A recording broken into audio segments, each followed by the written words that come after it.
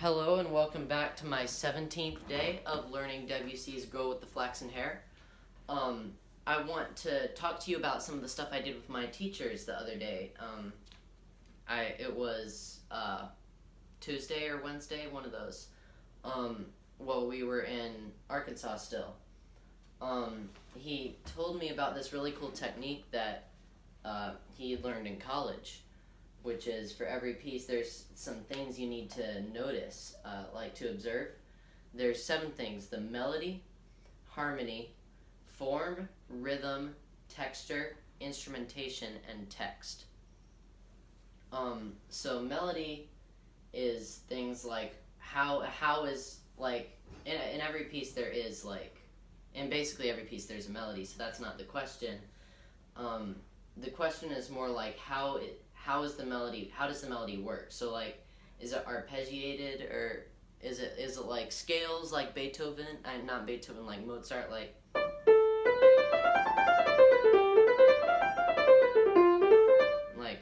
kind of a Mozart thing? Or is it arpeggiated, or is there any form? And in this piece, it changes around a lot. In the beginning, it starts off playing kind of arpeggiated chords, and then later on, it starts to move into scales.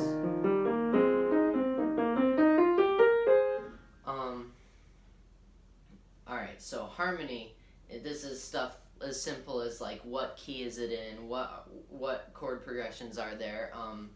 So the piece is in G flat major, and there's Debussy in this uses some conventional chord progressions. Like, right off the bat, he has in measure 2 going into measure 3, he has a 4-1, which is a plagal cadence. And in measures 8 and 9 later on, he does something completely different. Not conventional at all. He's kind of alternating between G flat 7 and A flat 7.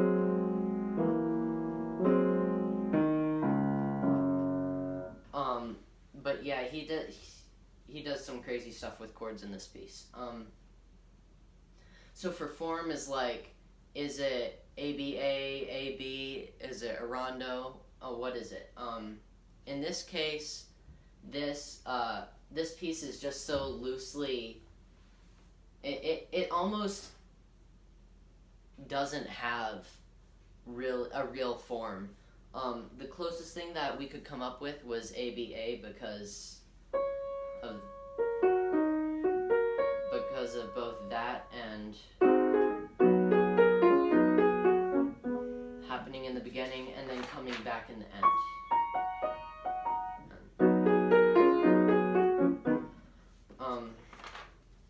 Alright, so rhythm is like, well, rhythm, I mean, like what does he like to do, kind of. I'm explaining that horribly, but, like, in the beginning, maybe he does kind of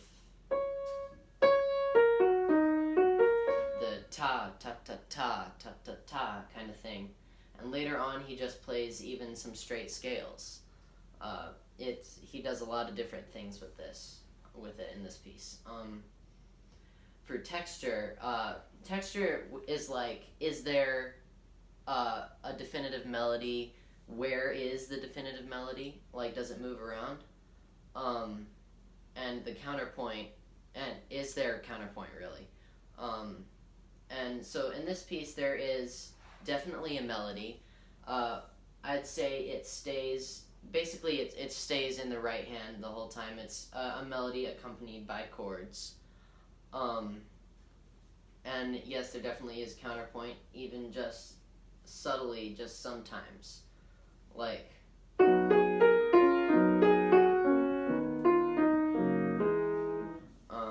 kind of that conversation in between voices. So for instrumentation, this is like, what instrument was this written for, or written to emulate? This piece was, I mean, it was written for piano. There's no doubt about it. But like even if it's written for piano, kind of what piano was it written for? Because Mozart's piano was worlds different from Beethoven's piano, and both of those are worlds different from this piano. So like the first pianos were like tiny. I don't remember the exact size, but they were like from this key to this key, just a couple octaves, and then eventually the keys got bigger. Thanks to Beethoven, the keys got heavier to press down, so before they weighed almost nothing. I don't remember the number, but it was like under 10 grams or something like that of weight,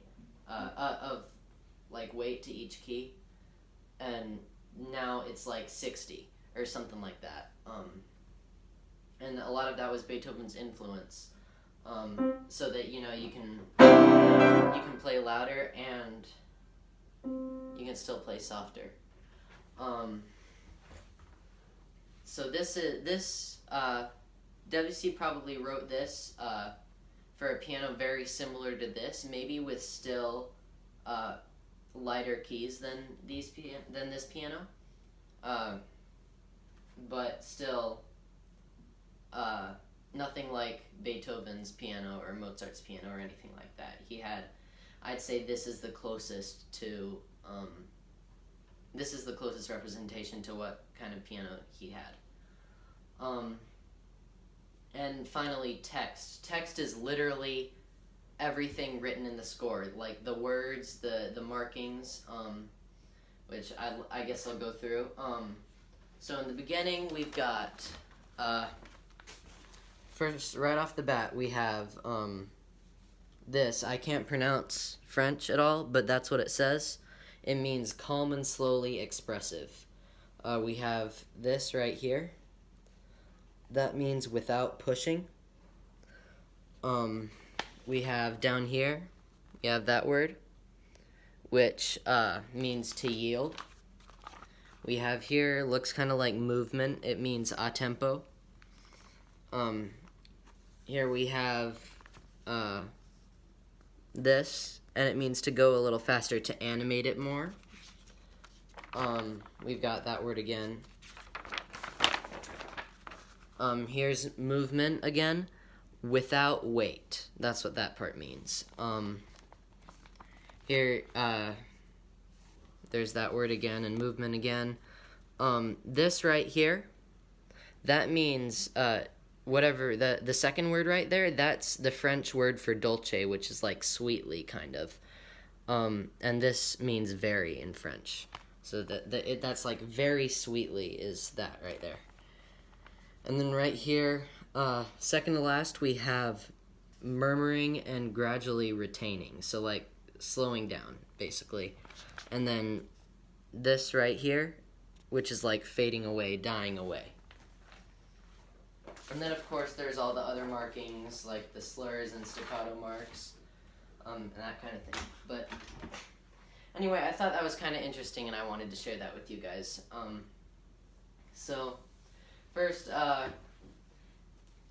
also, from my other lesson, and from this lesson, actually, I was told a couple things that I would like to work on real quick before I do my first run-through.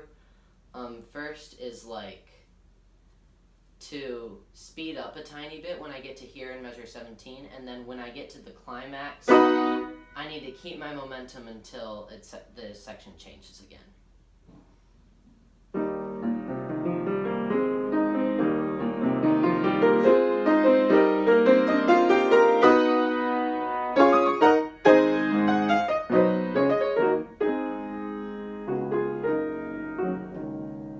Alright, so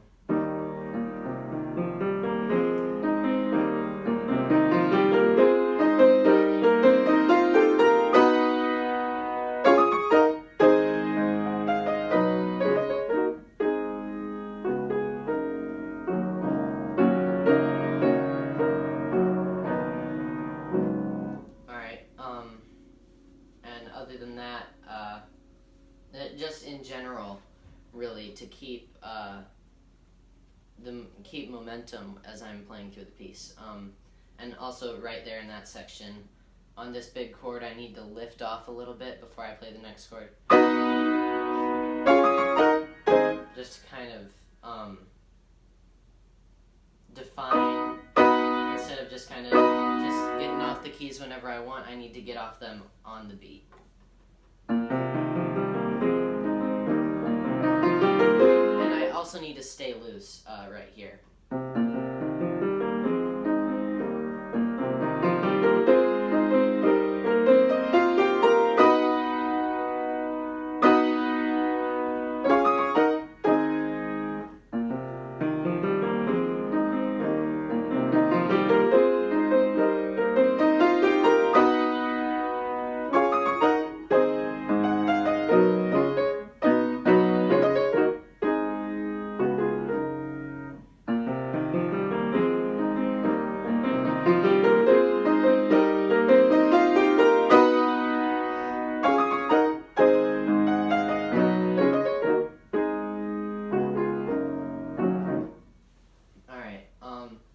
So I guess I'm going to do my first diagnostic run through today and try to just keep it under tempo and keep focused, keep working on like the dynamics and the feelings, the emotions coming through.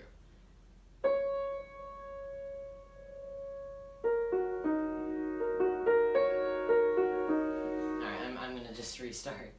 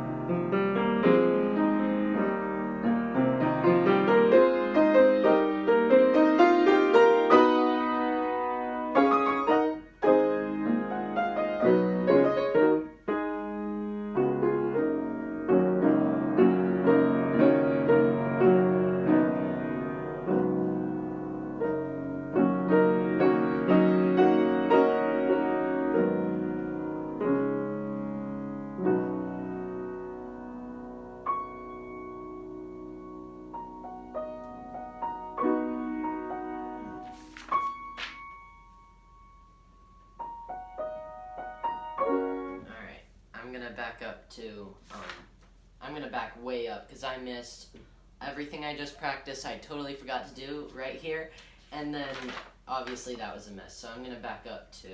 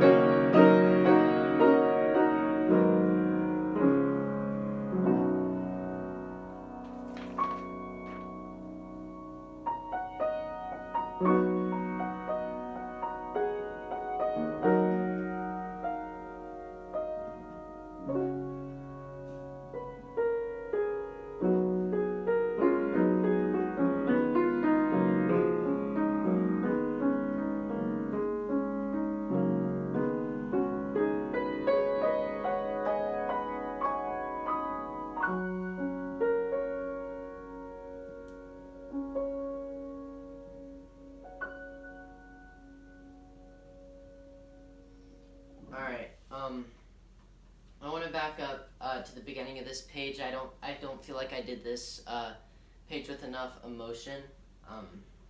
So.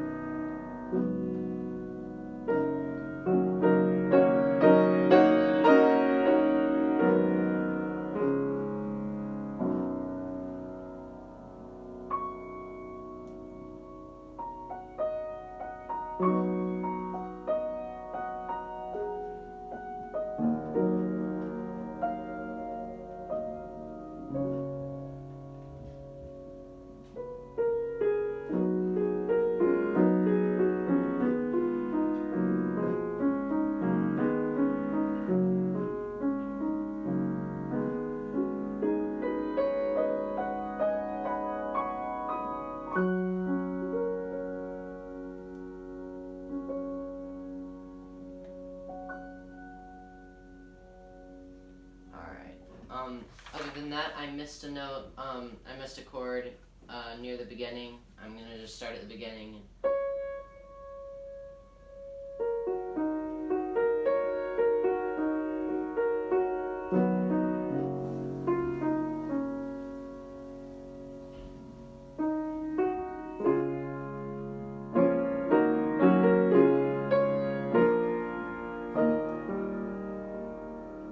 It was one of those in there.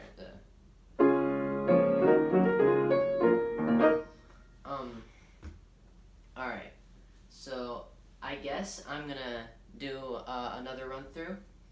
I'm gonna, however, do a technique I've been using a little bit recently, which is I'm gonna stop every couple lines, just completely stop and bring myself back into focus and keep going.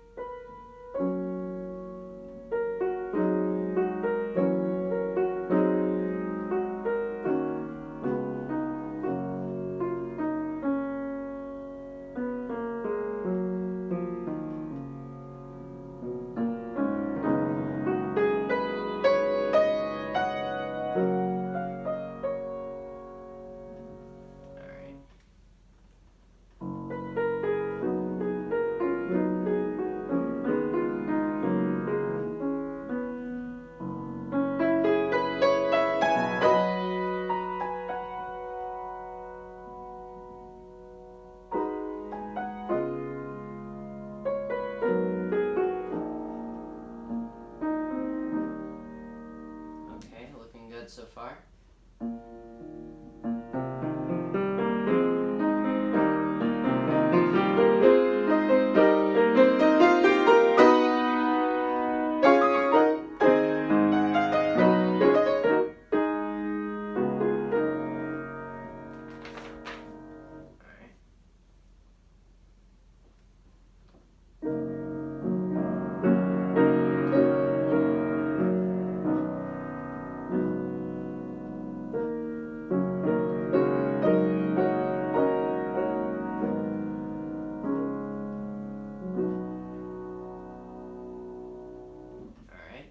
Still good?